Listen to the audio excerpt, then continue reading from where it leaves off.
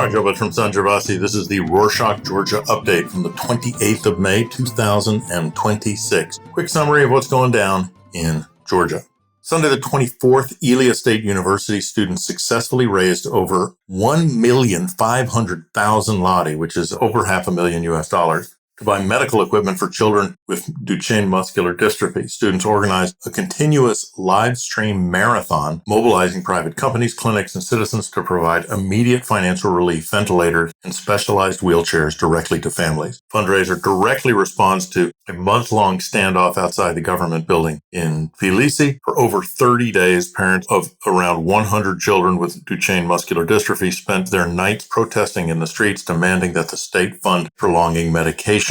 The government refuses to purchase the drugs, labeling the internationally approved treatments as experimental. Up next, on Tuesday the 26th, Georgia celebrated Independence Day, marking the holiday alongside the 1,700th anniversary of the state's adoption of Christianity. In their speeches, ruling party leaders focused heavily on the importance of Christianity and sovereignty, while completely ignoring the historical context of Russian occupation. On the same day, pro-government television station Imedi sparked backlash with a Facebook card that placed ruling party founder and billionaire Bidzina Ivanishvili alongside anti-Soviet independence leaders Zviad Gamzakhurdi and Merab Kostava, drawing immediate condemnation as a cheap propaganda stunt. Later that evening, opposition coalition held a march from Tbilisi State University to the Parliament building. Tbilisi City Hall refused the organizers' request to build a stage. Police confiscated their audio gear. Despite the municipal ban, thousands of participants still filled the streets to protest.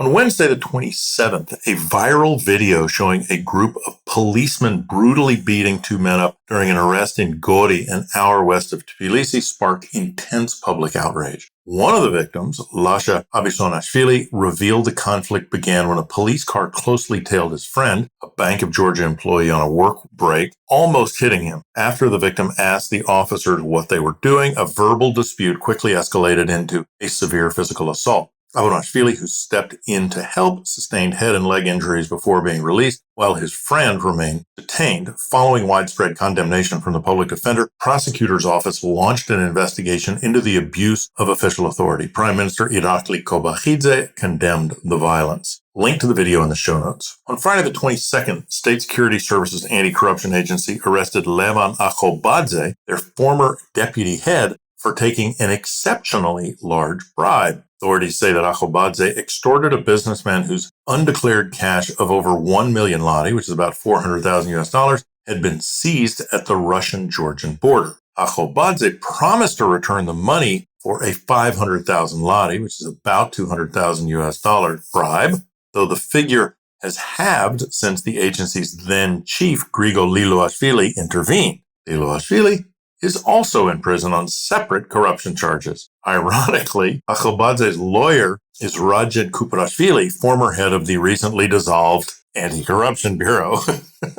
Speaking of the State Security Services, just a day after Akhobadze's arrest, an employee of the State Security Services Anti-Corruption Agency was found dead inside his car in Khashuri, a town in central Georgia. Prosecutor's office confirmed he died from a gunshot wound inflicted by his own weapon, though the victim's identity has not been released. This marks the second time this year an operative from this exact agency has died under identical circumstances. Back in January, Senior Inspector Simon Sakadze was also found shot dead inside his vehicle, which was parked right outside the agency's Tbilisi headquarters. In other news, Friday the 22nd, Russia state media outlet Sputnik announced the creation of a Russophobia Monitoring Council in Georgia. Orchestrated by the pro-Russian Eurasian Institute, the council plans to track and analyze public statements, media reports, and actions it deems anti-Russian, ranging from political criticism to historical debates.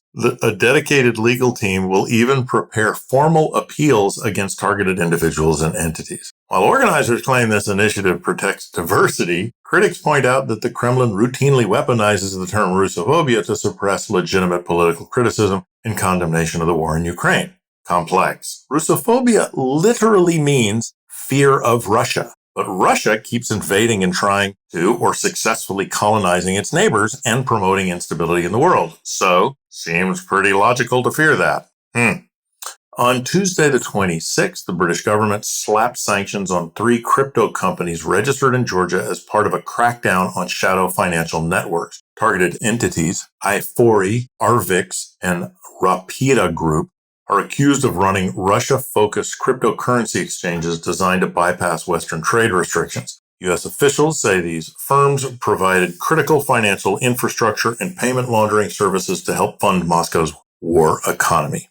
On Thursday, the 21st, Georgia's Communications Commission fined the opposition channel Formula 2,500 lari, which is about $1,000 over political terminology used by its journalists. The regulator ruled that terms like Otsneba's Ministry of Internal Affairs, Ivanishvili's regime, and pro-government channel Rustaviori injected personal bias into objective news broadcasts, albeit highly accurate personal biases. The commission also flagged a news segment concerning children with Duchenne muscular dystrophy, claiming it failed to present the Ministry of Health's alternative position alongside the protesting parents. On Monday the 25th, Georgia's Deputy Health Minister, Irina Saakadze, announced that nearly half of the 32,000 socially vulnerable families re-examined since February have had their state subsistence allowance terminated. Government claims these families have successfully overcome poverty and no longer meet the selection criteria, pointing to a recent decree that cuts off benefits if a family member's monthly income averages 1,250 lari, which is around $500, or more over 3 months. This re-examination follows statements from Prime Minister Irakli Kobakhidze, who pushed to trim the welfare list by arguing that some recipients are actually well off.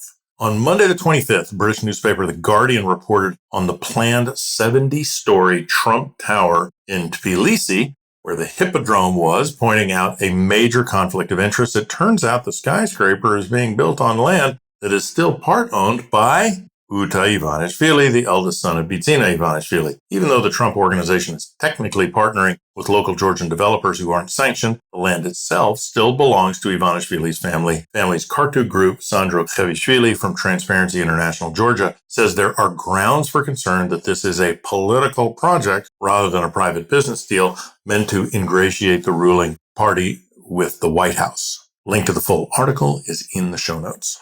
On Monday the 18th, the American newspaper The New York Times published an article by Amanda Taub titled, "Actually, Democracy Dies in HR." For anyone watching the growing authoritarianism in Georgia, it is a highly relevant look at how democratic backsliding actually works on the ground. The core finding is that regimes don't just rely on ideological extremists, they maintain control by exploiting the career anxieties of ordinary mediocre bureaucrats by offering fast-track promotions to low performers who wouldn't succeed in a normal meritocracy. Regimes in places like Argentina, Soviet Russia, and modern Hungary successfully recruit loyal losers to carry out their agendas.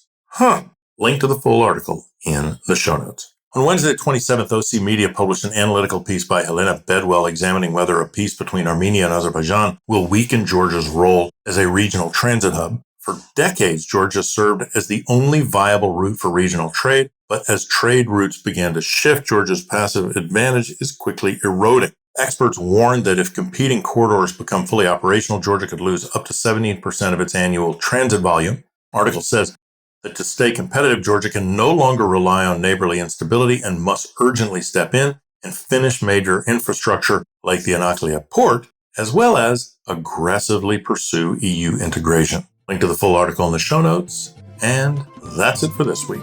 Thank you for joining us. Anything to ask or tell us, info@rorschach.com. Nach Handis.